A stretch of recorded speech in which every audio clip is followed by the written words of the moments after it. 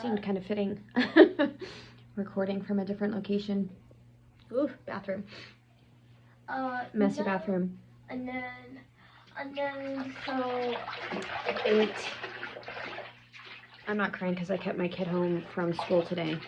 Kaylin, not Wes. But this week, I mean, every week is hard for a different reason. And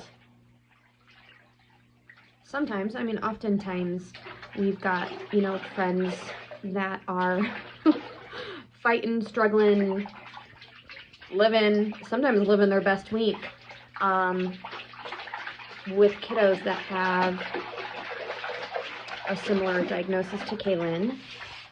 Oftentimes, cerebral palsy, not always,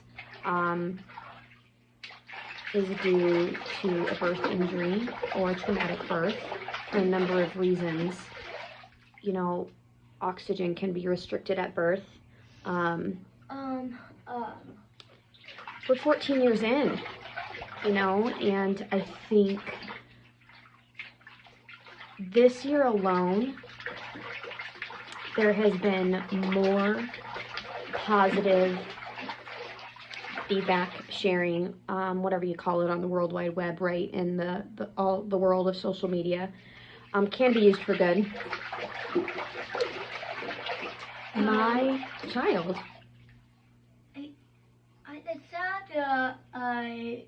There's a lot in medical records, and not that you get one diagnosis and it's one and done, right, is oftentimes it's tricky. And sometimes with epilepsy or seizures, you never really get the answers that you're hoping for. And sometimes the answers don't mean anything. And with that being said, little PSA that don't think that there's an age or a benchmark where nothing else can be done. And I've gotten mad, of course, running into medical professionals. You'll hear it from quite possibly the people that you don't think that you'll hear it from, because we've heard some pretty disconcerting things over the years from medical professionals. But when I tell you that there isn't an end-all be-all, there's not an age, there's not, oh, if my kid doesn't do this milestone, they can't do others. There are a lot of milestones that are very, very instrumental in leading to other milestones. While I understand that, every kiddo is different, and every body is different, and as complicated as that is, and as few answers as you may get along this journey, you also might, you know, pick up your kid from school or wake your child up, and at 14, new words, new sentences. So big week. Kaylin has a handful of phrases and sentences that, you know, sometimes she just says them on repeat. She is a Gestalt language processor, so her language is in chunks. She is very good at mimicking, especially sounds, but this is a kiddo that, I mean, she uses all of her senses, and it's pretty incredible. But I've waited 14 years, and while I felt it, hits a little different when your kid says, I love you. So, jumps to they said. And, I'll probably get it on recording. So. Just gonna, like, hammer it, keep recording until I catch it again. She says it more with Papa than me, but, what a week. What a week. And, there are a lot of really, really great advocacy groups, support groups, all the things. And oftentimes in that group, that thread is questions, questions from families trying to connect with other families in hopes to shed light on a problem or an issue or to get recommendations or feedback, all the things. And every once in a while, you go in there just to celebrate a big milestone. And I think those are just as important to share, because there might be a mom, I know I've been there, where on any given day, having a child that can't communicate with you is really hard. Yeah. And you adapt, of course, and you get used to reading their body, and I mean, body language is huge, gestures are huge. AAC are using technology to communicate. There are so many ways. So don't discourage all of the ways working together. That's my tip of the day.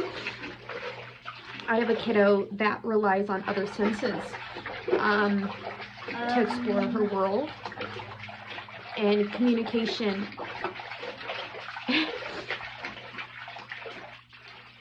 a lot of times, it's silly to think that she's considered nonverbal because of how much she can communicate, but this one's a big one.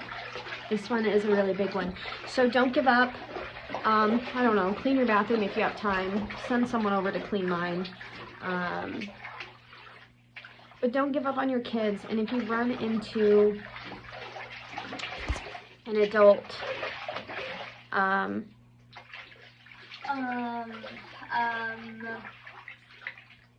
that is making blatant statements about your child of what they can or cannot learn or work towards. I know some days it's going to be hard to believe that you know your child best, especially when you're surrounded by professionals that are telling you that your child's not going to talk, walk, whatever it is. Patience is oftentimes the painful part of this journey, right? Or one of the many painful parts of this journey. But yeah, I didn't. I waited 14 years. Now, most importantly, I have felt loved by my child in so many ways. We had our own way. We had our own way of communicating that.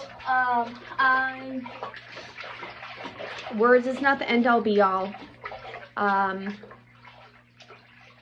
But man,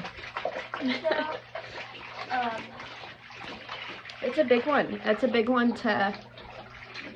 Yeah. To take in. So they really are incredible.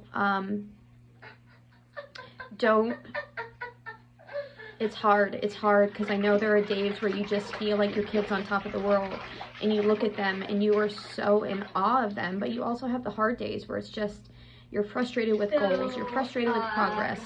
Of course, you don't want everything to take so long.